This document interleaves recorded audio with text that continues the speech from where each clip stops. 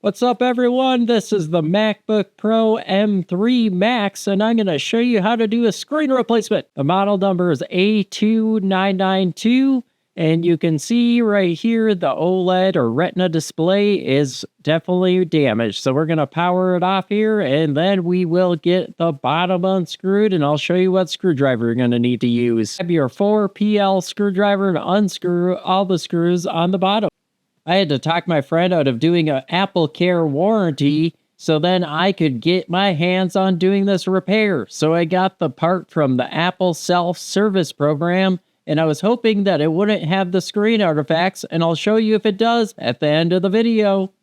Please click that thumbs up button if you like my video. Once you got all the screws removed, you can grab a metal pry tool or a plastic pry tool and pry right here on the side. There's a little slot you can put your tool in and then work your way down towards the bottom of the bottom case and the bottom side, and then you'll get a lift on it and be able to lift it with your hands, and you'll feel your tool hit a spot and be able to give it a twist and hear a pop, and then you'll be able to lift it up more. And it's not off completely yet. You'll have to move your tool back where you first began prying, and then you'll put your tool in on the edge here, and you'll be able to lift it up. Here's the spot. You'll lift it up right here, and then you just give your tool a twist, and you'll hear the pop, and then go over to the other side, do the same thing, and then you'll slide it off just like all the other Macs. Now we get to reveal the beauty of this MacBook Pro M3 MAX, and we're going to get the battery disconnected. Now grab our plastic spudger, a battery's best friend, a plastic pry tool, and you'll lift the little lever up, and then you'll pull the piece of tape, and it was giving me a hard time, and it wasn't sliding out like it's supposed to, so I had to grab it with some tweezers. And I was very careful to try to not touch the gold pins with the tweezers because I don't want to short anything out. The battery is not fully disconnected yet. We're going to have to grab our T3 screwdriver and unscrew the 2 screws holding down the trackpad connector and disconnect that. And then we'll get the battery fully disconnected as a T5 screw holding it down fully, and you'll want to disconnect that after you remove the trackpad connector. Now you'll want to grab out your plastic spudger again and disconnect the connector just like so. Work your way around the edges of it. Eventually, I just used my fingers to pull it off, but I wanted to pry it off just enough so that I could pull it off with my hand because I didn't want to bend up any of the pins. The battery flex is adhered down to the screw, so gently wiggle it and pull it at the same time, and you won't rip it off by accident. Grab a T5 screwdriver and unscrew the screw holding down the final part of the battery, and we'll fully get it disconnected so then we can move forward on the repair without damaging anything. If you don't disconnect the battery, you'll damage something like the logic board, and you won't be able to power it back on. You'll be out money on the screen. I forgot to point out, lift up the battery connection. You can lift it up and bend it back, but don't bend it back all the way. You don't want to pull on the solder joints of that battery connection and then break it off the board. Grab your T3 screwdriver and unscrew the screws holding down the Wi-Fi antenna. The bracket, I recommend holding it with your finger when you unscrew the final screw on the top here, because mine twisted off underneath the heatsink, and I almost lost it under the heatsink. You could probably blow it out with some air, or tilt it, and get it out. And if it did get stuck under there, but I just grabbed my bended tweezers and grab it real quick. And I'm also going to use my bended tweezers for disconnecting the Wi-Fi antenna. You'll grab the little gold pins here and just pry right underneath it, just like so you don't break anything. Remove the T3 screw that's holding down the cables, and then we'll move on with the repair. We'll grab our T3 screwdriver and unscrew the screws holding down the screen connection, If your screen just randomly shut off, maybe you can try reseating the connection, and the connections are just right under here. You'll remove the brackets, and then you'll want to disconnect the screen. I recommend with a plastic spudger or with your thumb. Next, grab your T3 screwdriver and unscrew the 2 screws holding down the sleep-wake sensor. You want to make sure you remove that because the part is serialized to the motherboard and you don't want it to fail and then have your computer not go to sleep when you shut the lid of your laptop. You'll just grab the bracket. I can't grab it, so I'm going to grab my bended tweezers again and just grab that off. Then grab your T5 screwdriver and unscrew the hinge covers. You're not going to be able to remove them until you get the Wi-Fi antenna out first. You'll continue using your T5 screwdriver to remove the 2 screws on the other side of the hinge covers, and then use your T5 screwdriver to unscrew the screws holding down the ribbon cables for your screen connections, and also it holds down the Wi-Fi antenna. And then there's 2 on the top left and right corners of the Wi-Fi antenna. And then you'll use a P2 or star bit screwdriver to remove 9 screws holding down the Wi-Fi antenna.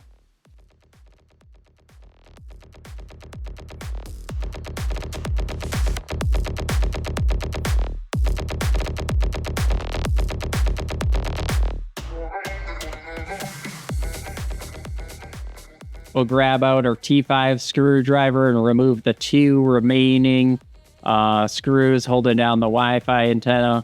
And then we can just pull it off with the cables just like that. Nice and easy, a lot easier than some of the older models where you have to kind of pry it off with a pry tool.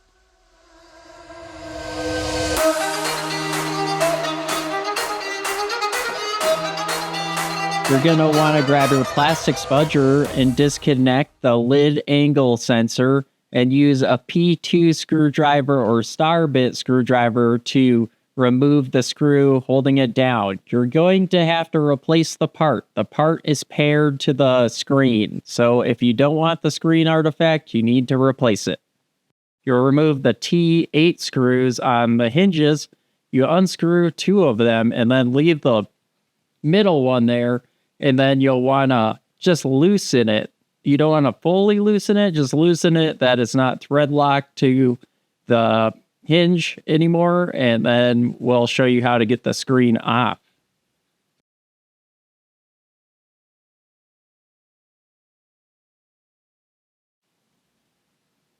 Next, we're going to remove the ribbon cable brackets. You grab it with your thumb and then tilt it backwards towards the screenway, and then you'll pull out the little plastic brackets, and you'll want to keep track of those as well.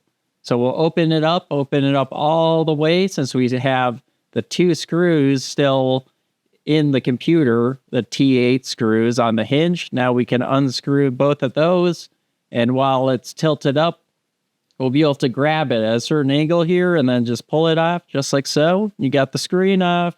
Now we got to do the rest of the repair and give it a good test. I removed the lid angle sensor from the screen when it was taken off, which I shouldn't have done, and I should have taken it off when the screen was still attached. It would make it a lot easier.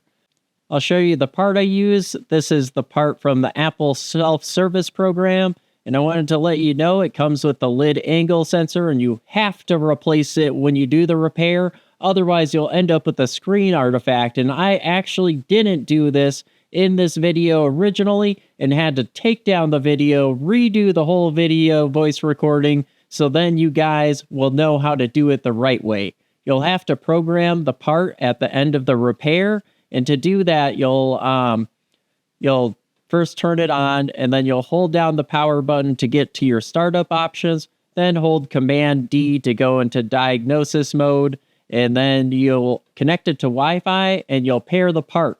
Since I had to redo it, I ended up having to order another lid angle sensor and then pair the part, and I had to have Apple remote into the computer and help me program the part to verify that I was using Apple certified parts, which is so goofy that you have to some reason replace the lid angle sensor with the screen. They're like paired together in some way. Otherwise, it will have the artifact if you don't do that, and the screen will have this weird cloudy look to it, and it is just not ideal. Anyways, we're going to just jump back into the repair. I just wanted to share that part of what I had to do with this video so I could show you guys the right way. All right, so we'll lay the screen down flat and pretend like we're opening it, get the ribbon cables and make sure they're not snagged in any way. And then we'll open it up, kind of, but it's not connected. And then slide the hinge on, and you'll hear a little click. And then once you have it on there snug and it snapped in, then you'll tip it on its side while holding it like a balancing act. And you'll grab your T8 screwdriver and screw in the 2 screws on the bottom side. And I'll move the camera over so you can see. Grab your T8 screwdriver and screw in the 2 sides of the hinges with 1 screw, and then you'll shut it and tighten the screws and then put in the remaining T8 screws to put it all the way back together. If you're not sure the screen is going to fix the Mac, it's important to just go ahead and test it before you put it all the way back together. I just wanted to point that out to you beginners out there. But this repair, I would say, is for experts only. It is very complicated, especially if the ribbon cables don't come with the silver bracket pre-installed on them. It's really hard to put back together without that. With saying that, you can always mail me in your repair. So if you want to mail in your repair, email me, mark@icarefargo.com, and I will allow you to ship it to me. I'll charge you $100 labor, and you pay for the part. Just send the part with it through the Apple service program, get it shipped to you, or you could ship it to our store, but we'll figure that out once you start emailing, and we will get this thing fixed. So we're going to put down the plastic brackets underneath the ribbon cables. They kind of pop out and move around. They're not like adhered down by anything, so just keep an eye for that. So we're going to latch on the little brackets. You want to put it over top of the back side of the plastic thing that we just put down, and then clip it in. Clip in, but they'll pop off. So what I recommend is screwing it down with the T5 screws to hold it in place, so then you can test the screen, but also then when you put it back together, you'll have to unscrew them and put the Wi-Fi antenna on top of it, and it should sit in there perfectly fine once you attach that. So then it just like makes the cables more stiff to where they were at when you take it off and then put on the Wi-Fi antenna real quick. And I'm going to speed up this part of the video, you guys. I think you can take it from here. You made it this far. Please like and subscribe and leave me any feedback. And if you had any idea why there's an artifact on my screen when I bought the screen from the Apple service program, please leave a comment below and maybe you could teach me something. I was the first person to post this video. No one's posted this video yet, and I'm so excited to get to share it with you guys. I put a lot of hard work into doing these. Thanks.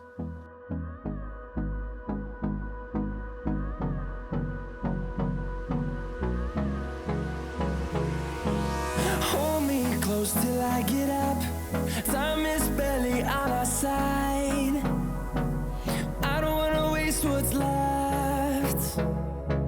The storms we chase are leading us, and love is all we'll ever trust.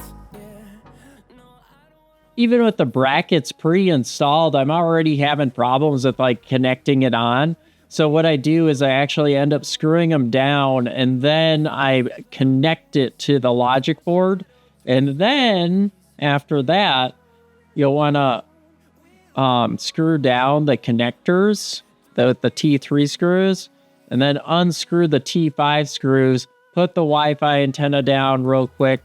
But you want to have everything laid out like your hinge covers. You want all the screws for the hinges in, and you would want like your sleep-wake sensor put on for sure, especially before you put on the hinge covers, because otherwise they're going to have to redo that.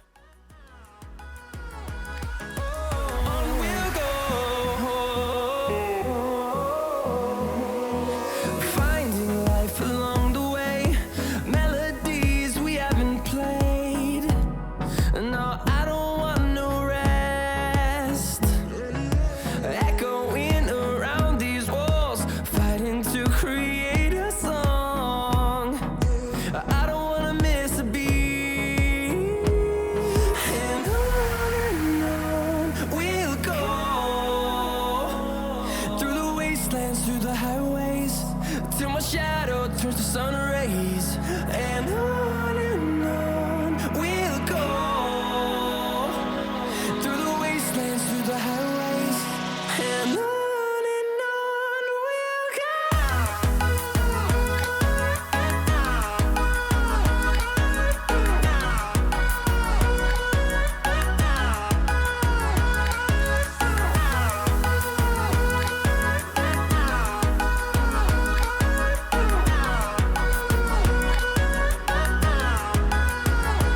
And we'll grow in number, fueled by them to see the horizon, turn us to thousands. And we'll grow in number, fueled by them to see the horizon, turn us to thousands. And on we'll go, through the wastelands, through the highways, till my shadow turns to sun rays. And on we'll go, through the wastelands, through the highways, and on. It's very important for you to know to use your T5 screwdriver when you screw down the final screw for the battery, that you screw it down all the way, because it goes down, it torques down pretty far. You're going to have to plug it in to get it to turn on after you disconnected the battery and everything. And then we're going to boot up to the startup options, which you'll click and hold the button down to get to the power button down to get to the startup options, and then Command D to go in diagnosis mode. And then it will boot up. You'll have to accept the terms, connect to the internet as well, and it will pair the part. It's not all the way in the video here because I ended up having to contact Apple because I had sent back the part that came with the screen, and then I ended up having to order a separate lid angle sensor, and it ended up working in the end. So that makes this repair worth it. Thanks for watching.